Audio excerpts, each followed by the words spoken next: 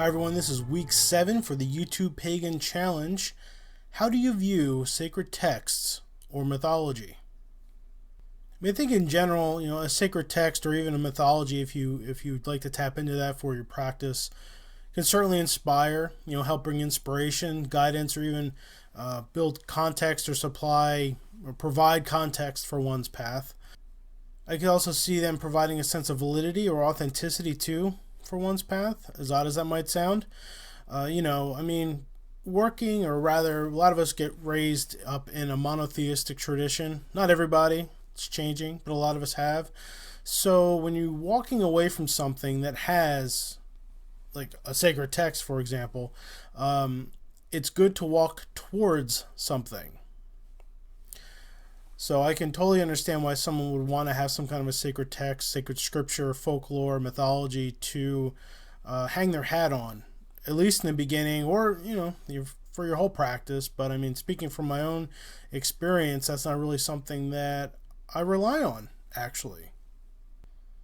But to have that backing of a sacred text or mythology, you have that feeling that other people, you have other people you can identify with. You have a historical culture that you can identify with. There are other people in the world. That there are other people in the world who revere the same things that you revere and who have revered it, and that you're tapping into something that exists separate from you, completely separate from you.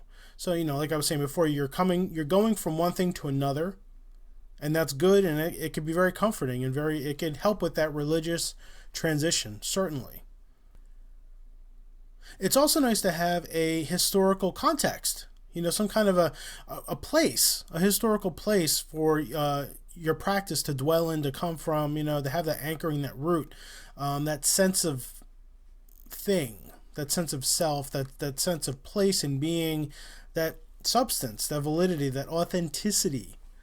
We all define that differently, but we all understand what that means, and scripture definitely helps us get that sense of validity and authenticity to our practice. I don't really use scripture right now. I have more so influential texts that I use. And I just say, these are just books that help me in my path and help elaborate the ritual and the practice, but they're not really sacred. I don't see them as being spiritually or religiously significant or pertinent to what I'm doing. But when I did, because at one point on my path, I had a very Thelemic influence. So the Book of the Law was important to me. The holy books of Thelema were important to me. I would read them, meditate on them on occasion, stuff like that. They helped flesh out my beliefs and my feelings on things. And it was nice to have that, because you knew that text came from a community, kind of what I was saying before. So you were tapping into something that exists apart from you, physically, in a physical sense, because we need that physical thing. It's all good and nice to believe in deity and things like that, but sometimes if you just can't touch the thing that you believe in and hold it, like a text is a physical object. If you can't have something like that to hold, to embrace, to focus on and experience and absorb, religion can be difficult, especially if you're in transition, or if you really liked that aspect of what you were raised in. Like if you were Christian and you had the Bible, and you don't you don't really identify with the Bible anymore, that it's nice to have something else to identify with.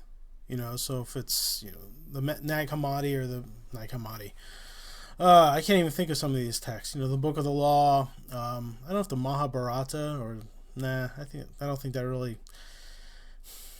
That's on my mind because I'm reading Starships by Gordon White right now, because I'm going to be interviewing him. So I'm thinking of the Mahabharata. What is the other one? The Mabinogion. The Mabinogion. That's the one I couldn't think of. The Mabinogion.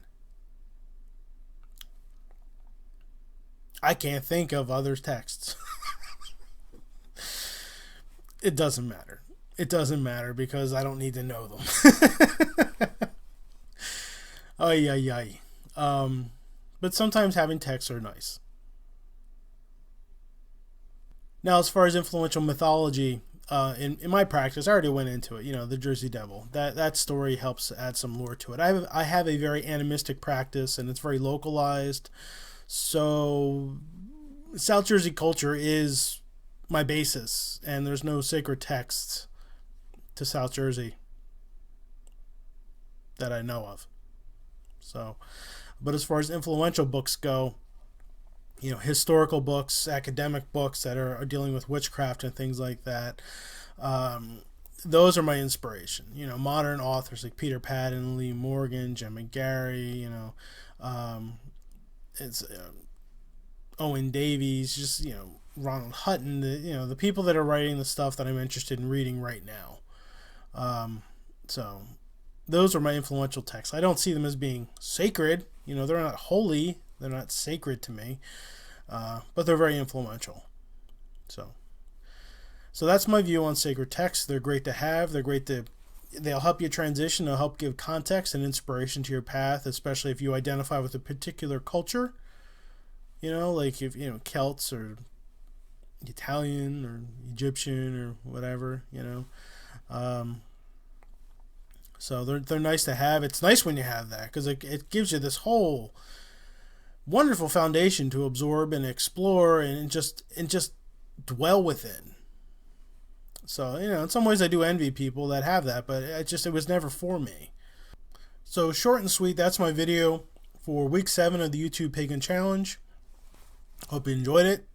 Be sure to subscribe. Catch you on the flip side.